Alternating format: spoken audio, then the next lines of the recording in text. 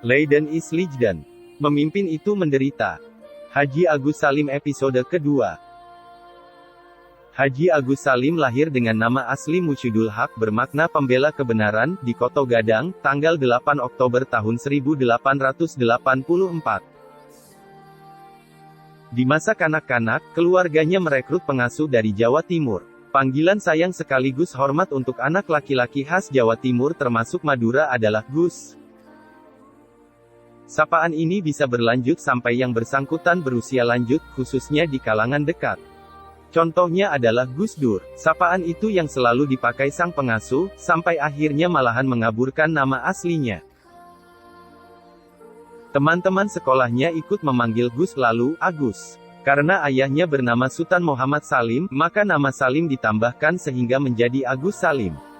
Di sekolah pertamanya, ia terdaftar sebagai August Salim.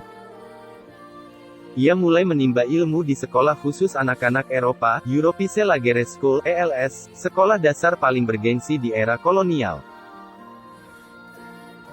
Ini karena ayahnya adalah seorang jaksa pengadilan Riau yang terpandang. Bakat istimewanya sejak kecil adalah bahasa-bahasa asing. Ia senang dan cepat sekali menguasai satu bahasa.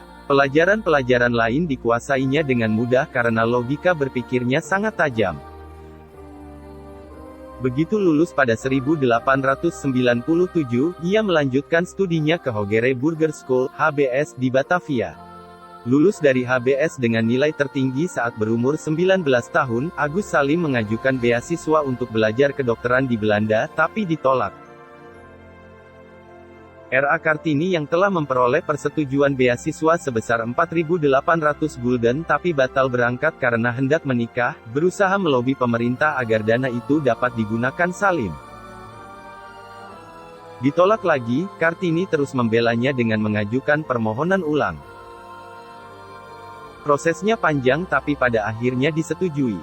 Hanya saja, Salim terlanjur ngambek, dan ia memutuskan untuk bekerja saja. Pekerjaan pertamanya sudah memberikan kesejahteraan memadai, yakni sebagai penerjemah dan asisten notaris di sebuah perusahaan pertambangan di Indragiri. Selanjutnya pada 1906, ia terbang ke Jeddah untuk menjadi penerjemah dan petugas urusan haji di konsulat Belanda.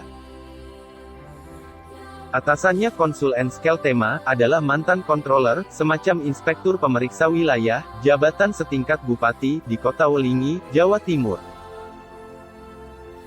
Salim sering terlibat adu argumen dengan atasannya ini.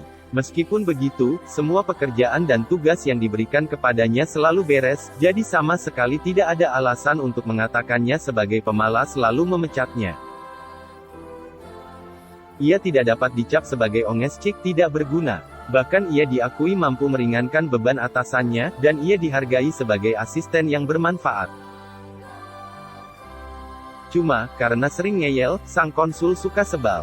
Dalam sebuah kesempatan bertukar pikiran yang panas antara Salim dengan atasannya, konsul Belanda itu menyindir. "Salim, apakah engkau kira bahwa engkau ini seorang yang paling pintar di dunia?" Sindiran yang tidak perlu dijawab ini malahan dengan tangkas ditanggapi oleh Haji Agus Salim. "Itu sama sekali tidak benar, Menir. Banyak orang yang lebih pintar dari saya, cuma saya belum bertemu dengan seorang pun di antara mereka di sini."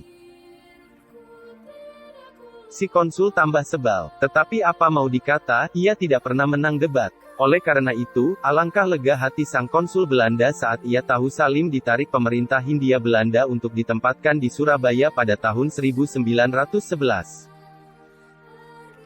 Selama bermukim di Jeddah, Salim memperdalam ilmu agama Islam, keterampilan diplomatik dan sejumlah bahasa asing di luar Belanda dan Inggris yang sudah ia kuasai. Dengan cepat ia menguasai bahasa-bahasa Jerman, Prancis, Turki, Jepang, dan Arab. Di sana ia menunaikan ibadah haji. Gajinya sekitar 200 gulden, sangat besar di masa itu.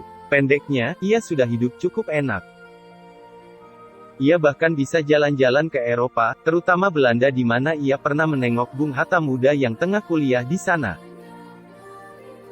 Kondisi ini berlanjut sampai pemerintah kolonial meminta bantuannya menginfiltrasi SDI, sebuah organisasi pribumi di Hindia Belanda yang menunjukkan gelagat menentang pemerintah.